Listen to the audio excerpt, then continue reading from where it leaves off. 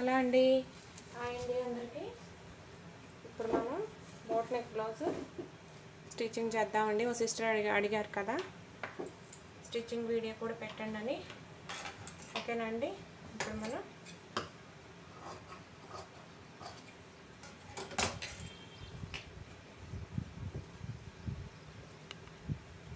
దీని మీద కుట్టేసుకుంటాం,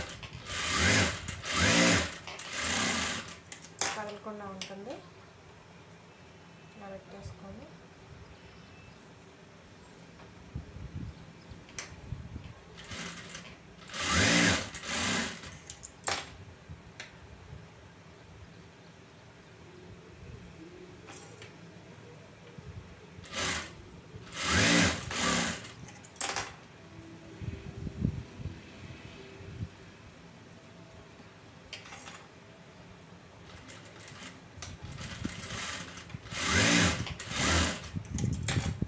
కష్టపడ్డ రూపాయి ఖర్చు పెట్టడానికి కూడా ఆలోచిస్తాం కదండి. ఏదన్నా అత్యవసరం అయితే తప్ప బయటికి తీయం కదండి. ఎందుకంటే కష్టం విలువ తెలుసు కాబట్టి. ఇప్పుడు దీని మీద ఇంకో డాట్ వేసుకున్నామండి.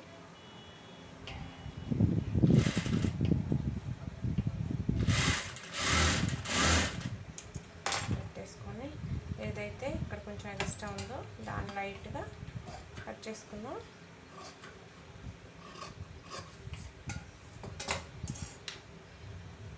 ఇలా వస్తుంది.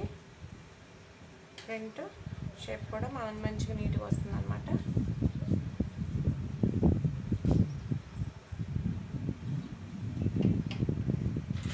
నేను గమ్మంటి పెట్టేసాను. అర్జెంట్ బ్లౌజ్ అనమాట. అర్జెంటే ఉండండి, ఎందుకంటే ఇప్పుడు పెళ్ళిళ్ళ సీజన్ కదా, అర్జెంటుగానే ఉంటాయి బ్లౌజులు అన్నీ.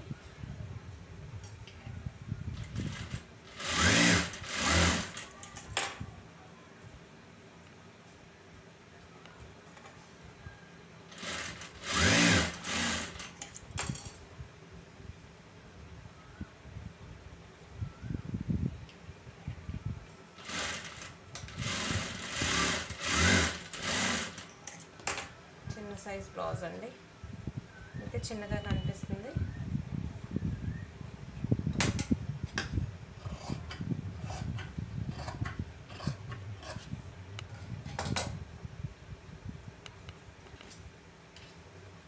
ఇలా వస్తుంది షేప్. ఓకేనండి. ఇలా షేప్ బెల్ట్ కట్ చేసుకొని కుట్టుకుందాం. నేను వచ్చేసి షేప్ బెల్ట్కి 4 పీసులు వేస్తున్నానండి. మీ ఇష్టం, అంటే కస్టమర్స్ కొంతమంది మందంగా ఏమని అడుగుతున్నారు, అందుకని చెప్పేసానని 4 పీసులు వేస్తున్నాను అనమాట.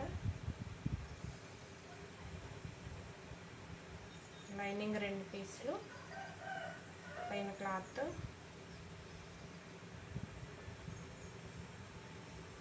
రెండు పీసులు, మొత్తం 4 పీసులు అనమాట.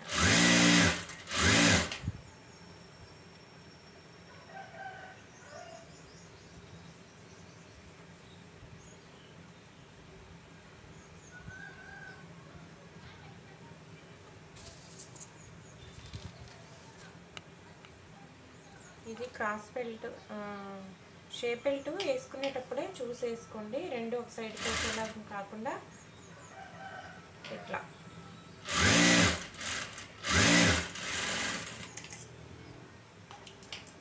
ఎందుకంటే మళ్ళీ జాయిన్ చేసేటప్పుడు రెండు ఒక సైడ్కి వచ్చినట్టు ఉంటాయండి. అంటే చూసి వేసుకోండి, ఎదురు బదురు 2 పెట్టుకొని వేసుకోండి.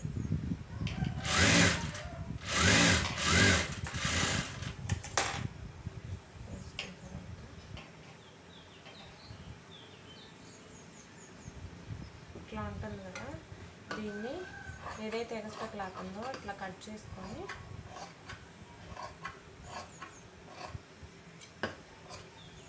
చూడండి. మనకు షేప్ బెల్ట్ ఖర్చు కనిపించకుండా ఉండడానికి అనమాట. ఇలా లోపలది లైనింగ్ ఇట్లా పైది కాకుండా ఈ లోపలది ఇట్లా ఒక 1/2 ఇంచ్ ఫోల్డ్ చేయండి.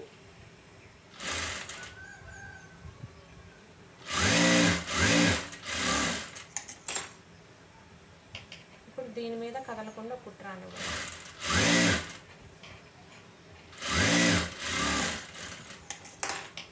కూడా అంతే సేమ్.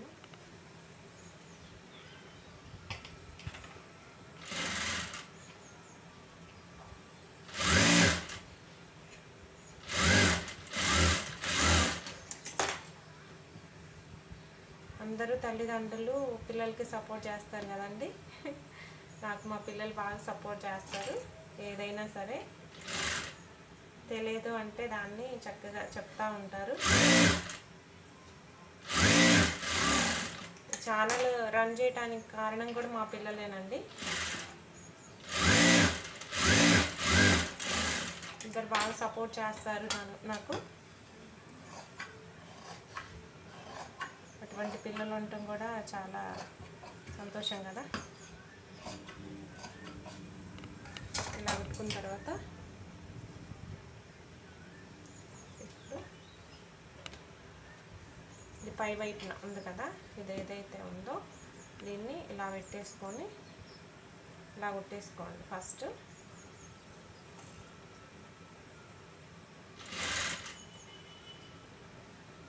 ఇది ఉందండి, దీన్ని ఇలా మడవండి. కనిపిస్తుందా అండి? ఇలా మడవండి. ఇలా మడిచి కుట్టేసుకోండి.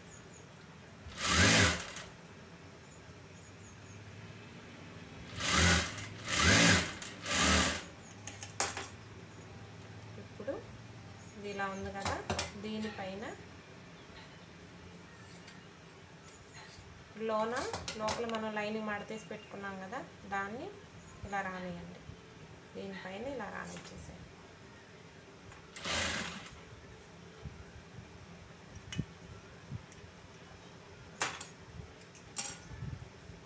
ఫస్ట్లో మా అమ్మ టైలరింగ్ నేర్చుకోమంటే నేను నేర్చుకునేదాన్ని కాదండి. ఎందుకంటే ఫస్ట్లో ఎవరికైనా తెలియదు నేర్చుకోవడానికి చాలా ఇబ్బందిగా అనిపిస్తుంది. అందులో టైలరింగ్ అంటేనే చాలా తలనొప్పి కదండి. నేర్చుకునేటప్పుడు అర్థం కాక, చదవటం అయితే ఏదైనా చదవటం కొంచెం ఈజీ అనిపిస్తుందిలే, కానీ వచ్చేసరికి తలనొప్పి అన్నమాట. చాలామందిని చూసాను నేను, టైలరింగ్ అంటేనే తలనొప్పి అంటారు. ఇలా వస్తుందండి, చూసారు? ఇట్లా వస్తుంది. ఎగస్ట్రా ఉన్నదాన్ని కట్ చేసుకో. ఇప్పుడు దీనికి కూడా వేద్దాం. ఎందుకంటే ఫస్ట్లో అర్థం కాదు, ఇంకా అర్థం కాని దాని మీద రాదు, నేర్చుకోను, అది ఇది అని చెప్పేసి నేను అనేస్తాను. కానీ ఇంట్రెస్ట్ చూపించండి, పట్టండి. ఎందుకంటే మనకి ఇంట్రెస్ట్ ఉంటేనే మిషన్ కుట్టగలము, లేదంటే అసలు అర్థం కాదనమాట. నాకు మా అమ్మ నేర్చుకో అంటే నేను ఇంట్రెస్ట్ చూపించలేదండి. కానీ పెళ్ళైన తర్వాత బాధ్యతలు పెరిగినప్పుడు మనకి మన పని గుర్తొస్తుంది కదా. పిల్లలు పుట్టాక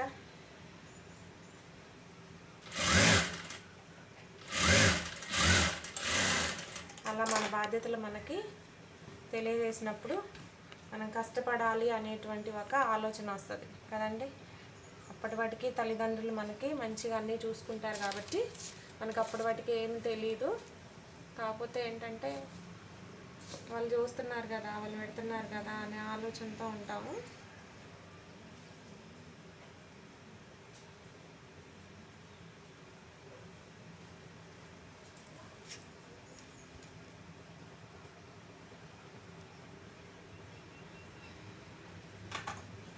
ఎప్పుడైతే మనం తల్లిదండ్రులం అవుతామో అప్పుడు మనకి బాధ్యతలు పెరుగుతాయి కదండి. ఎందుకంటే మన పిల్లల్ని చూసుకోవాలి, పెంచుకోవాలి, వాళ్ళకి అది కొనియాలి, ఇది కొనియాలి అని అనుకున్నప్పుడు మనం కష్టపడాలి అని మనకి గుర్తొస్తుంది అన్నమాట కదండి.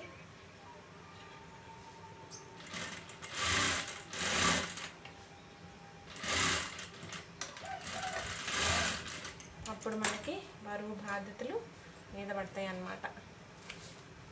కానీ కష్టమైనా కూడా మన పిల్లలతో మనకు ఆ కష్టం తెలియదు కదా, సంతోషంగా ఉంటాం.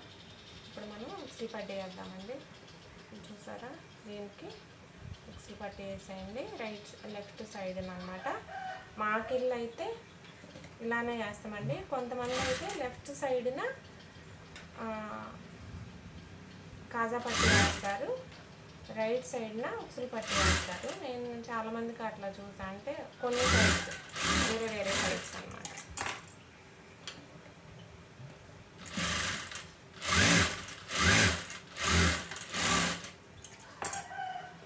వేసుకున్న తర్వాత ఇలా పెట్టేసి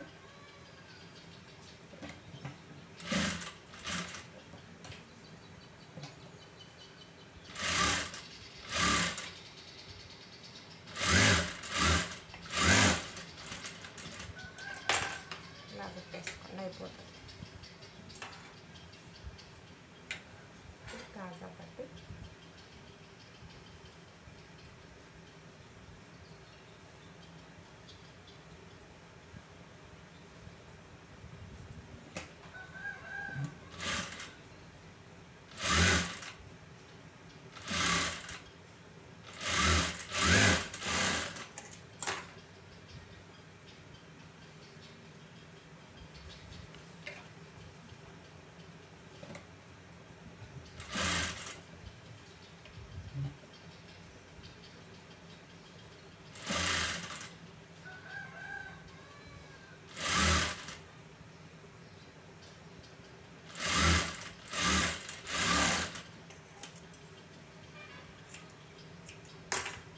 దీని మీద ఇంకా కుట్టు రానివ్వండి.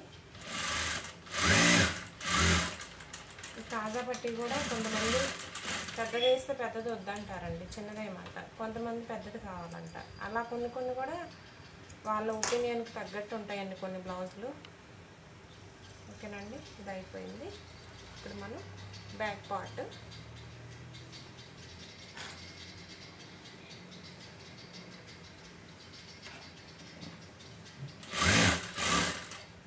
టైలరింగ్ చేసే వాళ్ళకి చాలా ఓపిక ఉండాలండి, లేకపోతే చాలా కష్టం.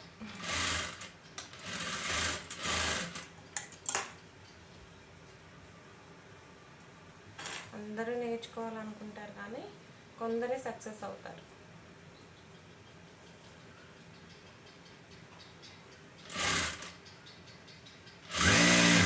కానీ నేర్చుకోవాలి అని ఇంట్రెస్ట్ చూపించేవాళ్ళు చక్కగా నేర్చుకుంటారు. నేను ఎలాగైనా కుట్టాలి, ఎలాగైనా స్టిచ్ చేయాలి అని మైండ్ పెడితే చక్కగా వచ్చేస్తుంది.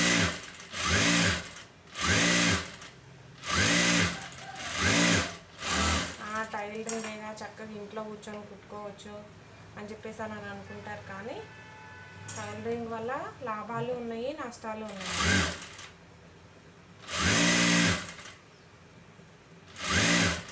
నడిపటి నుండి కుట్టుకుంటాం, పర్లేదు, బాగానే ఉంటుందండి.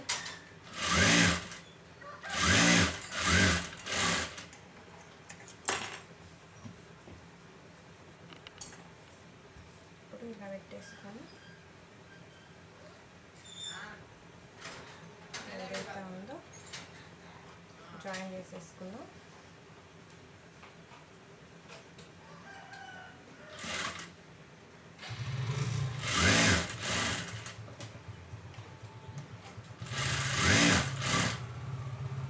ఇక్కడ కూడా కుట్టు నానివ్వండి, క్లాత్ కదలకుండా ఉంటుంది.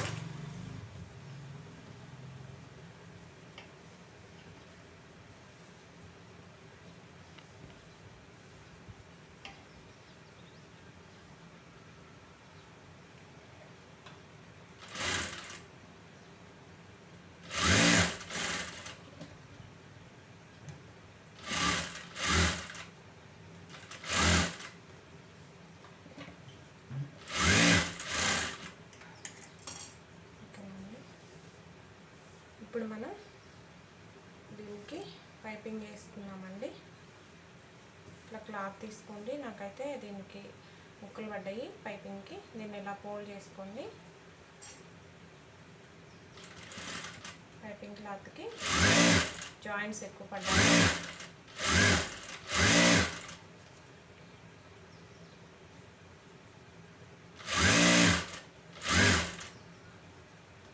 ఇది రెండు కలర్లు మిక్స్ అయి ఉందండి, అటు సిల్వరేషన్ కనిపిస్తుంది, నాకు ఈ కలరే కొంచెం కనిపిస్తుందేమో పైపింగ్ వేస్తే అని చెప్పేసి అని అనుకుంటున్నాను నేను, అందుకని ఇది వేస్తున్నానండి. చూద్దాం ఎలా ఉంటుందో.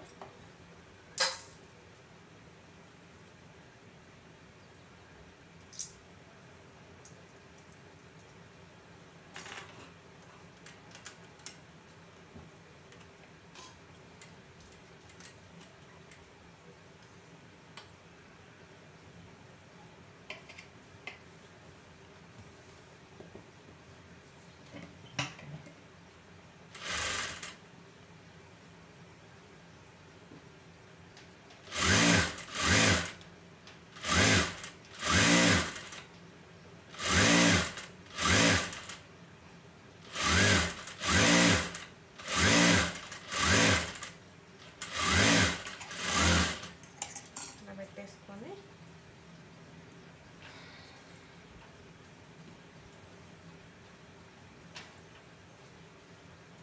మిక్సీ పట్టి ఏదైతే ఉందో అటు నుంచి ఫస్ట్ స్టార్టింగ్ రానివ్వండి.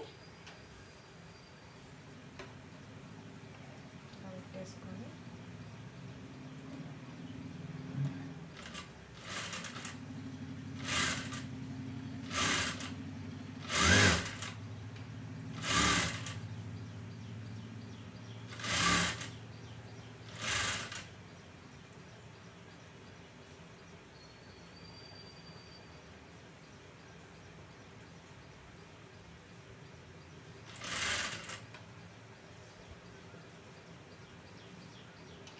వచ్చాక ఇలా తిప్పండి, చూడండి, ఎందుకంటే ఇక్కడ నొక్కు రావాలి కదా, ఇలా తిప్పేసుకోండి.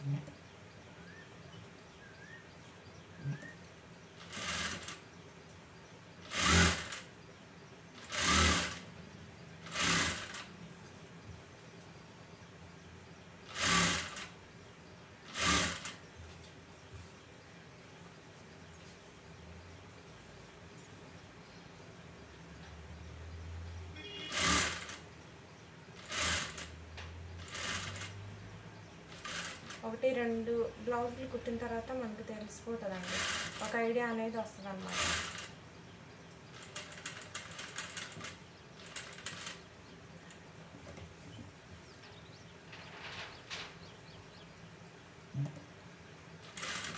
వీడియోలు పెట్టడానికి ఏంటంటేనండి, ఎవరొకరు వస్తుంటారు మిషన్ దగ్గరికి, మధ్యలో లేవాల్సి వస్తుంది, లేదంటేనేమో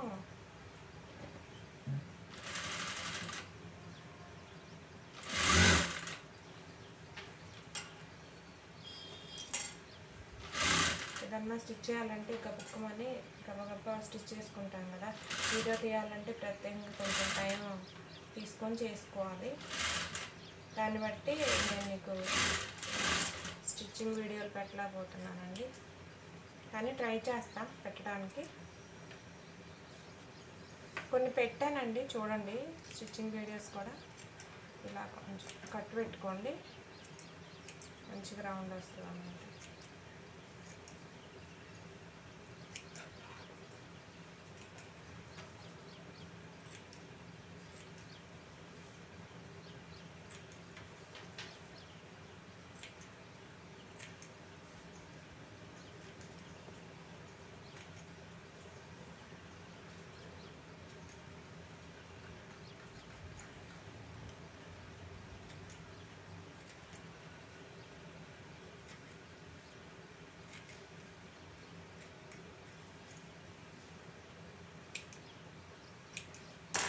ఇప్పుడు 12 నెంబర్ థ్రెడ్ అండి, ఇది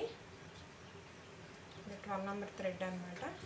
ఇలా పెట్టేసుకొని ఈ పక్కనే ఏదైతే కుట్టుందో ఆ కుట్టు పక్కన ఇలా పెట్టేసుకోండి. ఇలా పెట్టుకొని